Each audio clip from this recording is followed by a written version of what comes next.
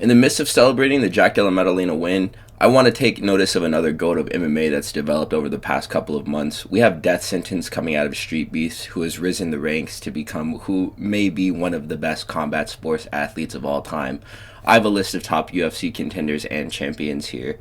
I want to talk about how a potential fight with Death Sentence would go for each of these fighters, so that we will put into tiers, either being a walk-off KO. Every single one of Death Sentence's wins will come in some form of a walk-off variation, whether it be a walk-off KO, walk-off TKO, walk-off submission. He's even walk-off decisioning some of these fights, man. Whatever he wins, it's going to be via walk-off, whatever it is. And then there'll be some instances where the fighter that he's matchmade with just doesn't survive the encounter. So we'll also discuss this. The first fighter that we're going to talk about is Mauricio Hufi. All Death Sentence needs in order to win this fight is for King Green to repost a Vegeta motivational speech on his Instagram page, and he'll see it and he'll be like, oh, I know what I need to do. I gotta go avenge Bobby Green. And then he'll spinning wheel kick him and walk off KO him. And it would go just like that. Nobody's tested the grappling either. Death Sentence has displayed the bulldog choke. He has full mastery over this technique, and he could definitely catch an unwitting roofie inside of this choke, and he could finish the fight either by walk-off submission or walk-off KO. But I'm going to pick walk-off KO for Death Sentence in this one. Joel Alvarez is going to be the next fighter. He suffered an injury and is going to come back at welterweight. So at 170, Joel Alvarez gets submitted by Death Sentence. That bulldog choke that I was just talking about, how does he escape from that? If the opponent that they match made him with in Street Beefs couldn't get out of it, and he's an elite level fighter, then what makes you think that Joel Alvarez has any chance inside of the iron grasp of Death Sentence? It's not happening. He's not making it out. He barely survives, but it's still a walk-off submission, and that's the reason why his life is in danger. So that's where we'll put Joel Alvarez. Francis Ngannou gets chinned by Death Sentence. It's a super easy fight. Anthony Joshua knocked out Francis Ngannou, and if you're getting knocked out by Anthony Joshua, then you're for sure getting spilled by Death Sentence, because those two athletes are definitely comparable if we're talking about punch power. Anthony Joshua and Death Sentence are like two sides of the same coin as far as the output of their fist goes. Francis Ngannou would be feeling it, and then he'd be sleeping the same way that he was sleeping in Anthony Joshua's fight. If he ever fought Death Sentence, he knows to stay away from that beef, that street beef. Gene Silva is going to be the next fighter that we're going to talk about. He gets walk-off decisioned by Death Sentence. I respect Gene Silva's skills a lot. I think that Death Sentence and him would have a close fight. At the very end of it all, though, he still gets 30-27 by Death Sentence. Clean sweep on all 3 rounds. I think that he does have the aptitude to be able to deal with the different positions. He is the type of guy who might be able to get out of that bulldog choke, even though it is a legendary submission. Gene Silva probably loses to Death Sentence via walk-off decision. And it's not close still, because Death Sentence is the GOAT, but he does make it to the final bell. I would give him the credit of saying this. Khamzat Chimaev, though, is someone who is going to gas. Death Sentence is going to capitalize on it. He doesn't survive the encounter. Death Sentence and Usman's place in round 2 of 3 of those fights, or Death Sentence and Gilbert Burns' place in his fight with Khamzat in round 3 of that fight, Khamzat Chimaev is down for the count, and he's sleeping. It's over. Death Sentence doesn't play, man. He's going to get in there with some flying hammer fists, maybe a Showtime kick or a Superman punch. Whatever it is, it's going to be some variation of a hammer fist. It's going to clip Khamzat Chimaev's jaw. He's going to start chicken dancing. And Death Sentence is going to hit an arm crusher finisher like Batman. And that's the way that fight goes. Khamzat Chimaev is going to be disoriented and writhing in pain. And then Death Sentence is going to execute him. And that's the way that fight ends up going. Israel Adesanya, again, doesn't survive. Death Sentence just straight up kills him.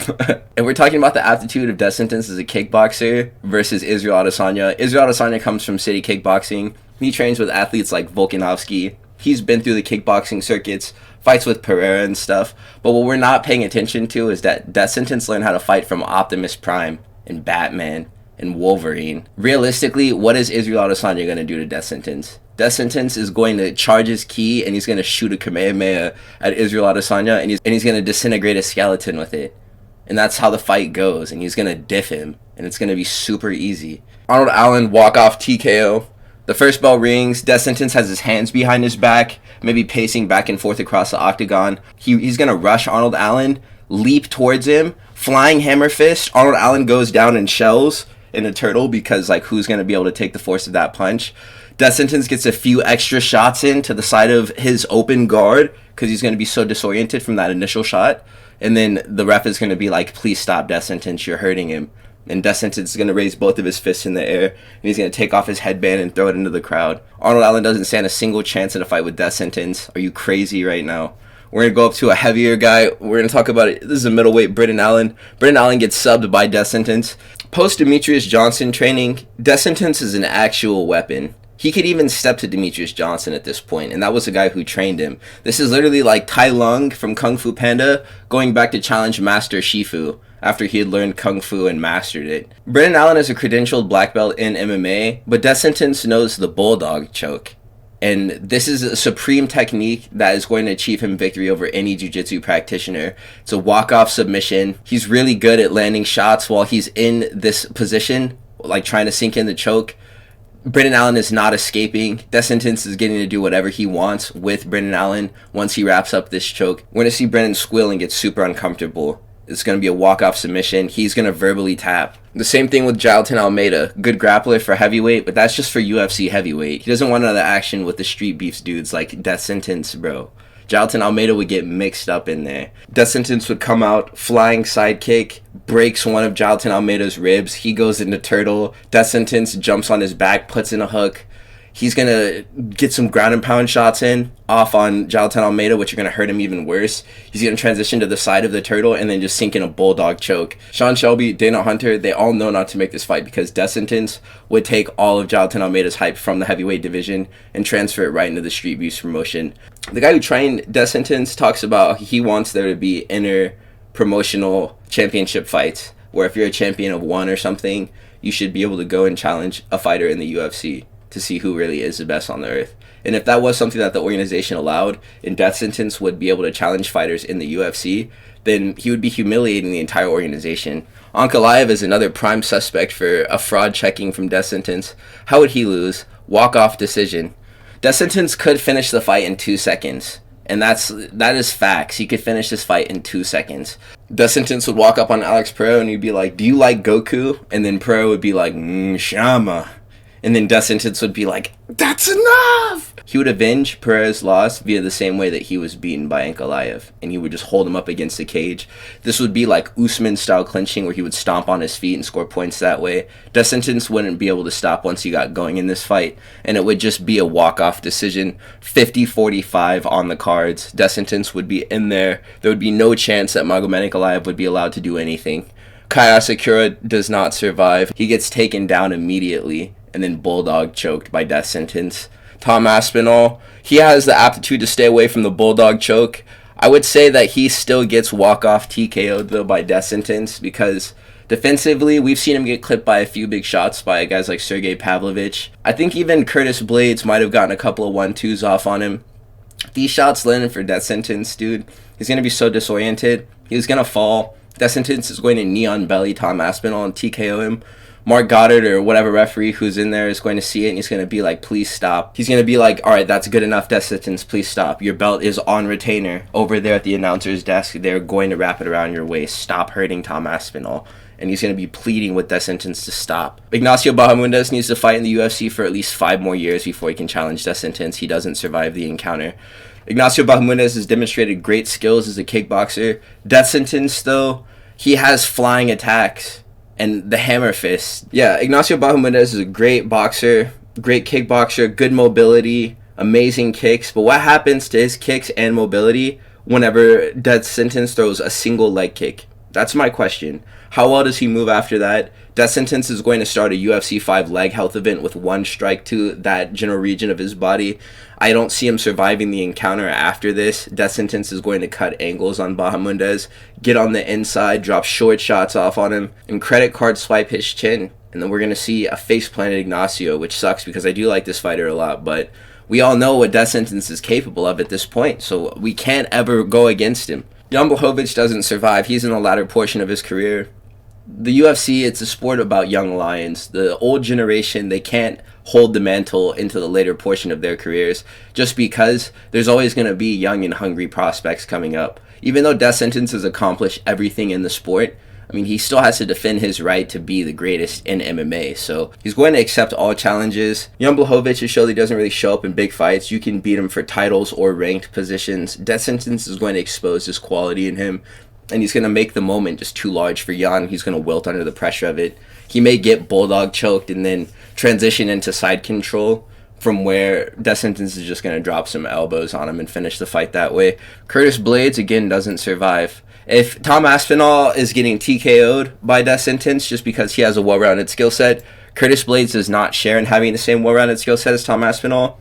He almost didn't survive their encounter together. So imagine what death sentence would do to Curtis Blades. With the type of submission package that death sentence has, and the fact that I said that he would walk off submission Jailton Almeida as well, we saw what type of threat the grappling on him posed to Curtis Blades. Death sentence is on the clear opposite side of the spectrum as far as grappling skill goes from any of these guys. Curtis Blades cannot touch death sentence. This would not be a close fight. He wins with high difference. The next fight that we're going to talk about, Sean Brady. Death sentence saw the submission over Leon Edwards. He's going to want to prove that he's the best submission artist at welterweight. So after he takes the belt from Islam Makhachev, after he beats Alexander Volkanovski, after he clears all the weight divisions under welterweight, he's going to go up to that weight class, and he's going to show Sean Brady what for on the ground. He's going to put him in that bulldog choke. Sean Brady, this is his worst nightmare, a fight with death sentence. He's going to get in there, that gate's going to close, and he's going to wish that he never signed on to fight the contract, bro. This type of grappling prowess that death sentence is displayed, it doesn't come around for like once in 1,000 years. I haven't seen anything like it before.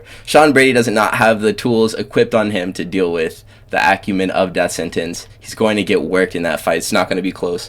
Joaquin Buckley gets walk-off TKO'd in this fight. I could see Joaquin Buckley getting frustrated, trying to land clean on death sentence. Death sentence is just kiting him around, moving his head really well, throwing hammer fists, moving to the outside, getting to single leg positions, taking Buckley down, making him turtle, getting to the bulldog choke, threatening the bulldog choke, scrambling better than Buckley, wrestling better than him, doing jiu-jitsu better than Buckley. I could see him striking better at range, throwing more kicks, throwing more flying attacks. The judges are going to be like, wow, death sentence is really beating this guy up. And then at a point, this might even be a close fight. Death sentence is going to take the judges out of this, though, and just stop Buckley. I would say in like the middle of the third round. And he's not going to sustain any damage up until this point, even though I said it would be a close fight. It would just be to make the victory look more fantastic.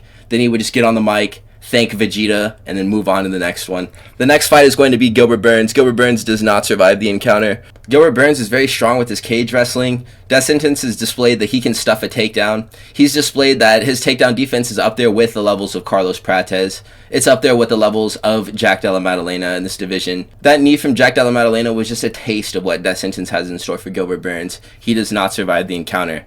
Jared Cannonier, getting up there in age, doesn't survive against death sentence. If Robert Whittaker mauled Jared Cannonier the way that he did in their fight, imagine what death sentence would do to Jared Cannonier over the course of 5 rounds. We saw Kyle Borralho and even Nasruddin Imavov get the best of Jared Cannonier. Gregory Rodriguez looked like he was about to finish Jared Cannonier at a certain point in that fight. Death sentence is just miles ahead of all of these guys. From the striking, from the grappling, from the wrestling. I'm thinking about all the people that we've ranked so far and all the people who are left. I don't see what their paths to victory against death sentence are. He's just so good everywhere. He can do everything. And as hard as these guys hit, he's got the chin on him to be able to last. It doesn't matter. His head movement is good so he can get out of the way a lot of these shots. Jared Cannonier gets John Wicked in that fight, and you better stay away from it because we all know that that's what happens.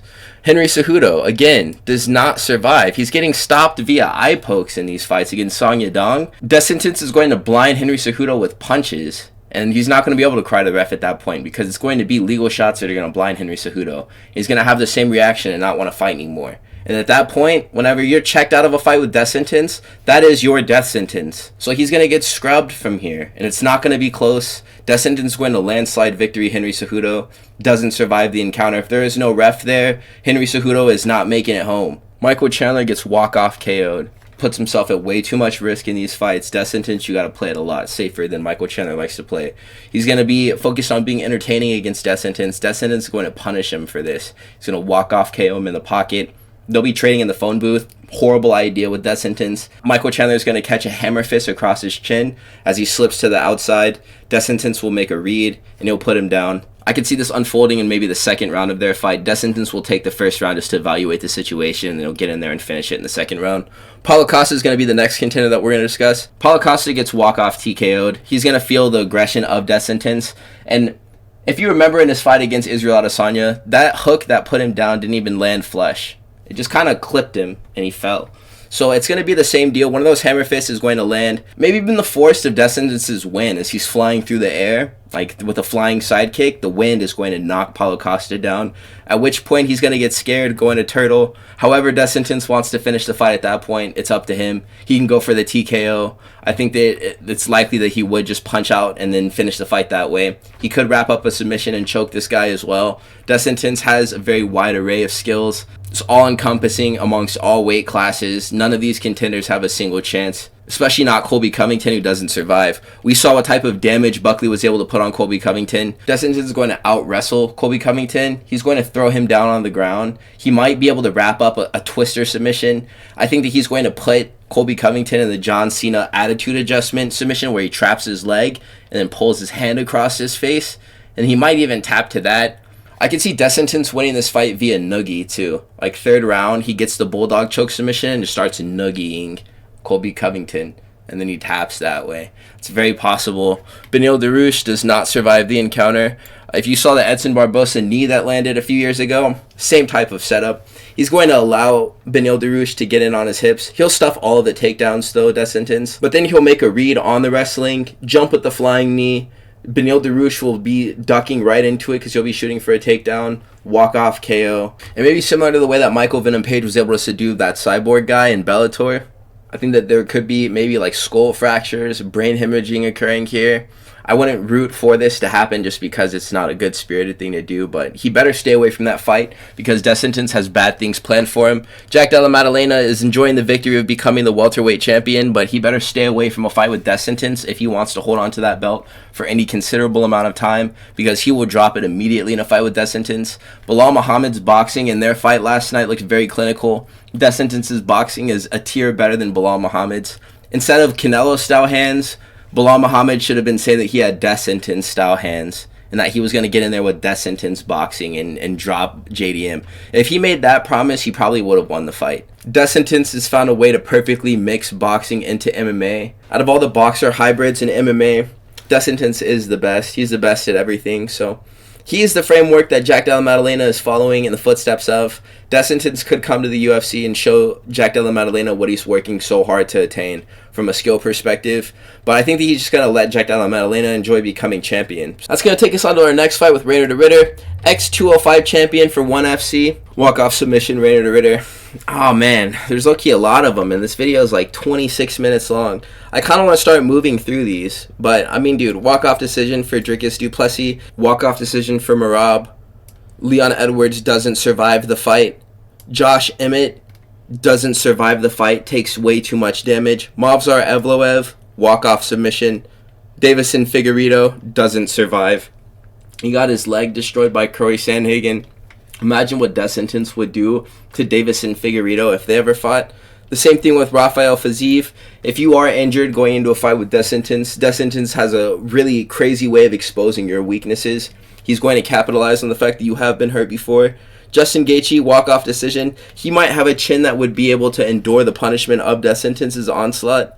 Gamrot doesn't survive. Not only would he be unable to scam his way into winning this fight, he just would be getting worked so hard to the point where he may need to retire from this sport and never fight again. Cyril Gane gets submitted just like the way Jon Jones choked him out. It's easy. It happens in the first round. Shamil Gaziev also gets choked out. He gets ankle picked. Death Sentence gets up and he starts kicking him in the body like Khalil Roundtree, and then he wraps in that bulldog choke and finishes this fight. Bobby Green, walk-off decision. All he has to do is say that he likes Vegeta, and then he's spared in a fight with Death Sentence. Anthony Hernandez, he gets walk-off TKO'd. I could see him getting frustrated, Death Sentence, in a fight with Anthony Hernandez, because all Hernandez would want to do is grapple. He'd reverse positions or maybe do like a judo throw off the cage, get into side control, start dropping some really nasty elbows on Anthony Hernandez.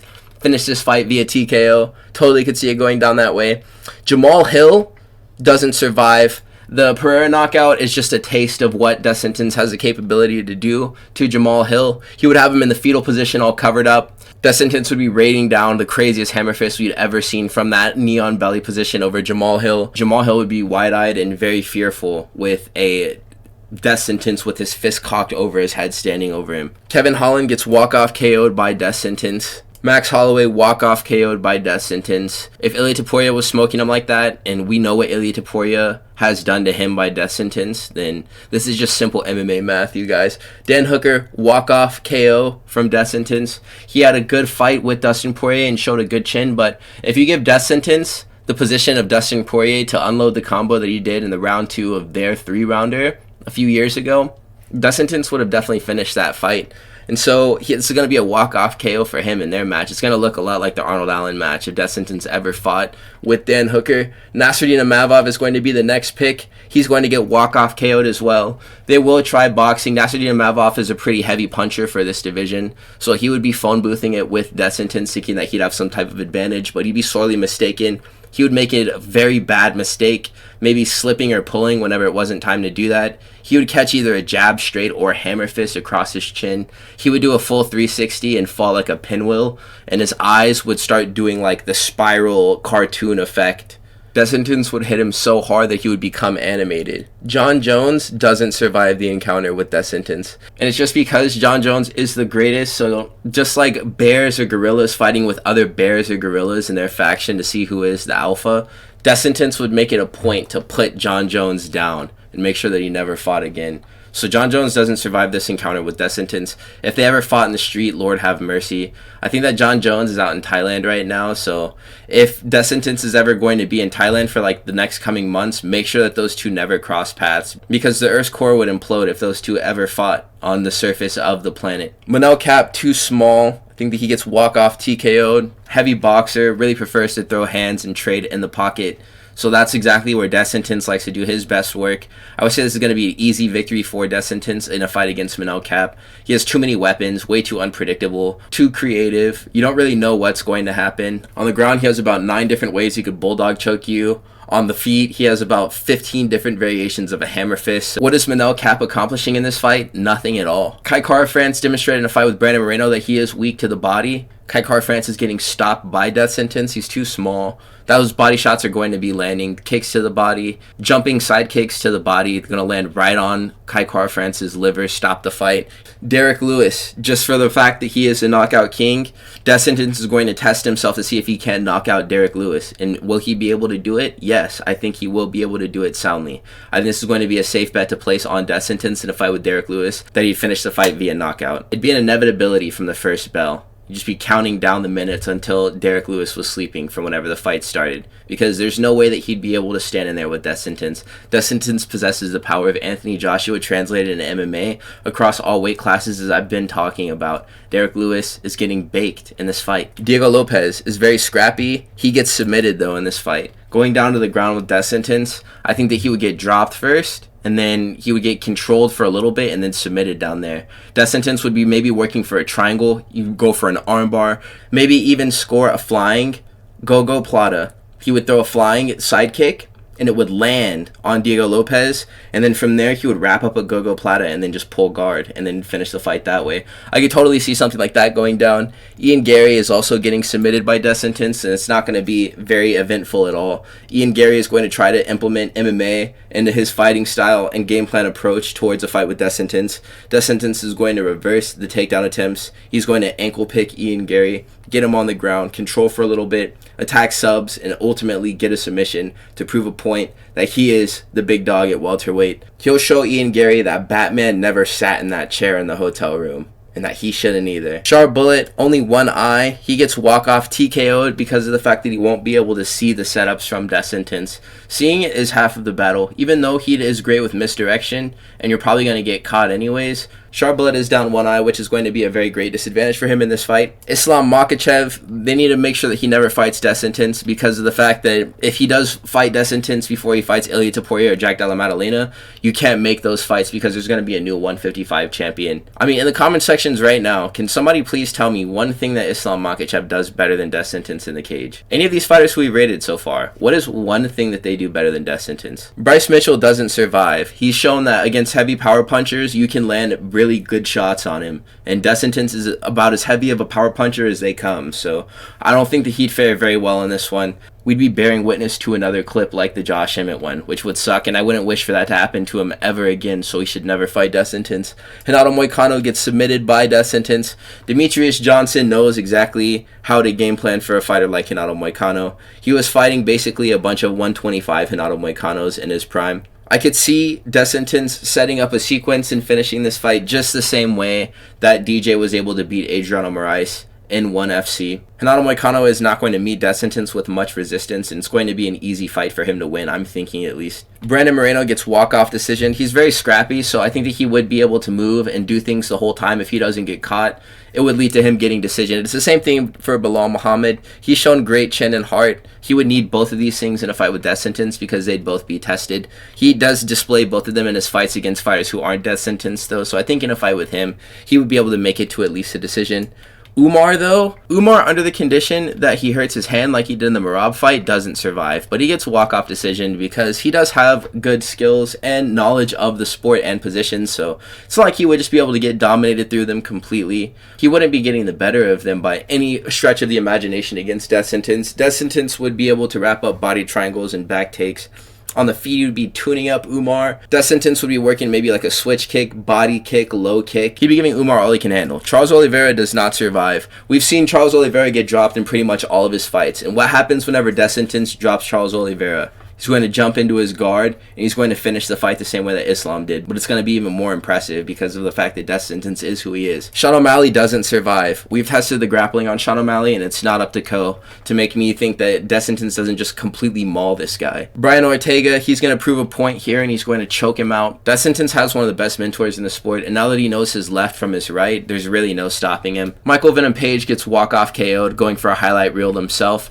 He's going to get read by Des Sentence. Des Sentence will duck a high kick and then come up in UFC 5, check hook him for like the textbook knockout from that video game. Alexandre Pantoja gets walk-off decision. This would be the first champion that he gets a belt off of. Pretty much every single champion active in the UFC has been scored at this point.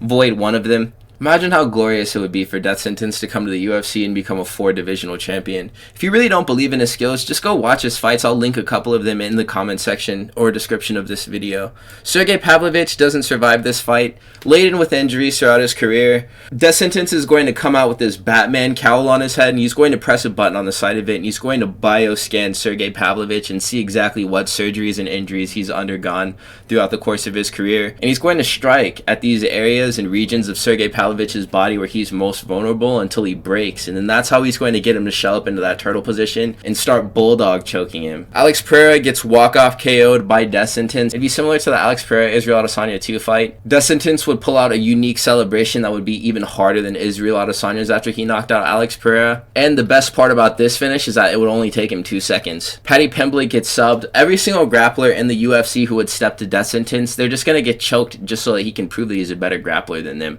And that's what I'm genuinely under the impression of. Dustin Poirier loses by decision. He has knowledge in boxing and with striking defense to be able to keep him safe up until the final bell.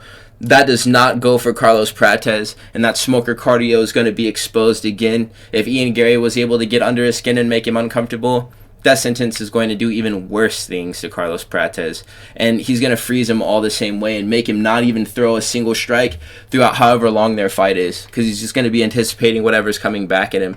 And in moments where he can go to stop the fight, Carlos Prates isn't even going to dare try to put his foot on the gas to stop the fight. Yuri Prochazka does not survive because he doesn't keep himself safe enough in his fights. We saw what that Alex Pereira left hook did to him. Imagine what a Des Sentence hammer fist would do, landing on the same button that put him down in both of those fights. Shavkat Rakhmonov, walk-off decision. Well-rounded skill set, I think he makes it to the final bell. Alexander Rakic doesn't survive. We've seen him get beat up by Yuri Prochazka and shell up. Yuri Prochazka went for the TKO, but imagine what happens if Des Sentence gets his hand wrapped up around Rakic's neck from that shell position that he was in like this. Dude, he's going to crank that so hard, and he's going to lean back into it, and Rakic is going to do little baby taps on the canvas. And that's going to be the end of the fight.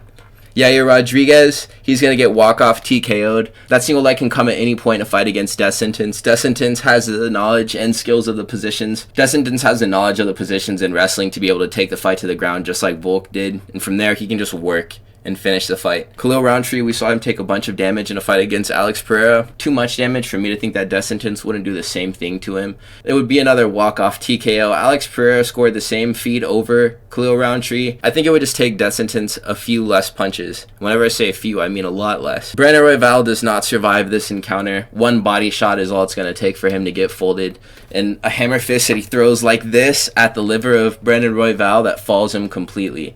And that's going to be my bet. Maybe whenever they get down to the ground, death sentence is going to be in bottom half guard, and he's going to throw a hammer fist to the side of Brandon Royval's body from the bottom position, and it's going to rupture an organ inside of Brandon Royval's body, and he doesn't survive. And that would be my official prediction for that. Jairzinho Rozenstruik gets walk-off KO'd, something like what Francis did to him in their fight. I don't think that this one is going to be very even. I hope that they'd pay him more money than they paid him to fight Francis Ngannou if he ever did have to fight death sentence, because I really wouldn't wish this fate upon any man. Kyle Prepolek gave Benoit Saint-Denis a close fight at UFC 315. Death sentence would scrub him. Not close at all. Benoit Saint-Denis gets lit up by death sentence, and it only takes him about a round is what I'm thinking. Corey Sandhagen, walk-off decision. He's shown that he has good knowledge of different positions and that he can stop fights in a myriad of ways. He has a lot of knowledge to be able to carry himself 25 minutes in a fight so that he's not getting stopped. I think that he would be able to go band for band with death sentence on the floor and maybe take the fight to a decision just by being tricky and unpredictable. The same thing goes for Aljamain Sterling. I think in this fight, he would have a submission threat, death sentence, over Aljamain Sterling, even though Sterling is such a good grappler. But in the striking is where the advantage would be for death sentence. Aljamain Sterling would be constantly shooting, but his output of the different takedowns that he would be attempting might actually keep him in this fight so that he makes it to a decision. Sean Strickland gets walk-off KO'd by death sentence. And this would be on behalf of every single influencer that Sean Strickland is beat up. Death sentence is for the people, man. And if you're an op, he's not going to show you any respect. So he's going to get in the cage with Sean Strickland on a Kick live stream, and he's going to settle the score. Tatsuro Taira does not survive. We saw him get pieced up by Brandon Royval. And with boxing like that versus boxing like death sentences, we have a pretty good idea of how he'd fare, which would be not very well at all. Ilia Topuria, walk-off KO'd. Have you ever thought of Ilia Topuria being in the fetal position like this and getting bulldog choked by death sentence? Because I do about like 15 times a day. And we're talking about Islam not wanting to fight Ilia Topuria and these big money fights that are being ducked. Where's the discussion for death sentence versus Topuria to qualify him for that #1 contender spot for the lightweight title? This is the real money fight. And these are the type of topics that we should be actually discussing, if we're being fair. Arman Sarukian gets walk-off KO'd. In the wrestling, I think that he's going to get frustrated. Death sentence would give Arman fits on the ground. And then he would start posturing up and dropping elbows and hammer fists to Arman's body and his face. And at that point, what is Arman really going to do in response? I don't think that he's going to have much of an answer for any type of offense that death sentence is going to be working from any guard. So that's why I'd put him in walk-off TKO for sure. Tai Tuivasa, long career skid. He's going to get walk-off KO'd all the same. Straight boxing, straight jumping attacks, large target for death sentence to hit with these flying side kicks. He'll hit an important organ and rupture it. Death sentence may make Tai Tuivasa's guts spill out onto the ground like a Mortal Kombat fatality. He may perform a Sub-Zero spine rip and freeze his skeleton over his head and crush it. I mean, dude, there's all types of different ways that death sentence could win a fight against a dude like Tai Tuivasa. Carlos Ulberg gets knocked out. I think that death sentence would be offended by the fact that Carlos Ulberg would even call him out without having accomplished very much in the sport. Nobody's really tested the grappling on Ulberg. I think that it would be there for him as well, but I think that he'd want to prove a point here by knocking out Carlos Ulberg in the first round of their fight. Kamaru Usman is going to get knocked out by death sentence. Death sentence saw the Jorge Masvidal knockout, and he wants to recreate all of these legends' best highlights on them. So he's going to see that Jorge Masvidal knockout and use it as a framework to stop Usman the same exact way. I think that he could do it, and that'd be very poetic. Joshua Van gets walk-off TKO'd by death sentence. He showed a very well-rounded skill set, but Charles Johnson actually did clip Joshua Van, and is Charles Johnson relative to a death sentence? No, not at all. So I wouldn't say that Joshua Van fares very well in that fight. Chito Vera, even though he has a magnificently remarkable chin, there's no way that he survives 25 minutes or 15 minutes with death sentence. I think that his chin gets cracked, he gets dropped, mounted, maybe even survives that, and then gets back to his feet and then gets dropped again, and then at that point it's a flatline KO. and it's unlike anything that we've ever seen before. The fury of the hammer fist would be incalculably powerful. The magnitude of the power coming at Chito Vera from death sentence in the form of these hammer fist flurries. If Francis Ngannou hits as hard as a Ford Escort going as fast as it can, death sentence hits as hard as the Lamborghini Urus traveling at its top speed. Marvin Vettori gets walk-off decision because of his inhuman chin. I don't understand how he took so much damage off of Jared Cannonier. That's a guy who may actually be able to take a shot off of death sentence. Maybe not his hardest punch, but if they're just fighting for 15 minutes, he might actually be able to get walk-off decision to not get knocked out. Volkanovski gets rinsed by death sentence, and it's the same way that Ilia Topuria knocks him out. He gets closed in on the cage. Death sentence is going to pull, maybe do some head movement, bait some strikes out of Volkanovski, counter with some hammer fists, maybe like an upward hammer fist. That would be crazy, or like something like in reverse. I feel like death sentence could land a strike like that on Volk, change the way this fight looks. I think he could definitely get in there and make a difference with a strike like this. Death sentence most certainly is going to win this fight by walk-off KO. Alexander Volkov loses this fight via walk-off TKO. On the ground in his fight against Tom Aspinall, Alexander Volkov was low-key getting tied up in that fight. And so that means that death sentence can for sure out-grapple him. On the feet, though, the long-range striking of Volkov is going to be mitigated by the jumping attacks of death sentence. Death sentence is just going to jump right over Alexander Volkov's teep kicks, and that's how he's going to neutralize that offense in their fight. It's not going to be close. Death sentence is going to absolutely thrash Alexander Volkov.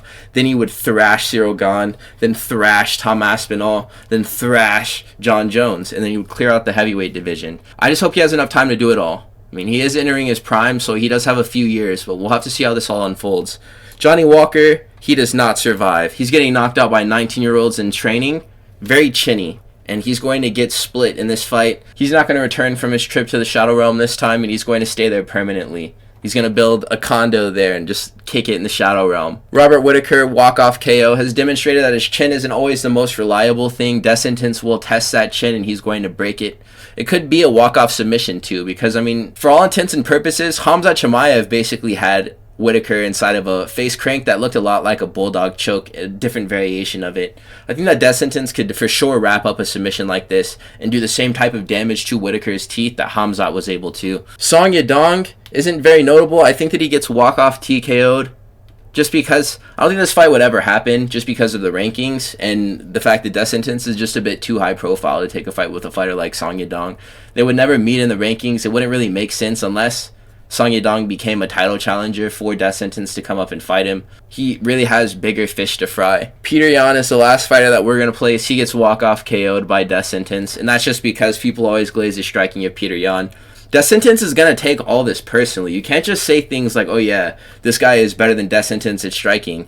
Death sentence is going to finish this fight in 2 seconds. For all the times people are saying death sentence is bad at fighting, or death sentence would get beaten by X, Y, and Z, death sentence is going to finish that fight in 2 seconds. And those are always his promises to us, and he makes good on these promises. I'm celebrating the way that MMA is looking right now, but we must not lose sight amongst all the different motion that's happening in the MMA Mount Rushmore and #1 pound for pound rankings.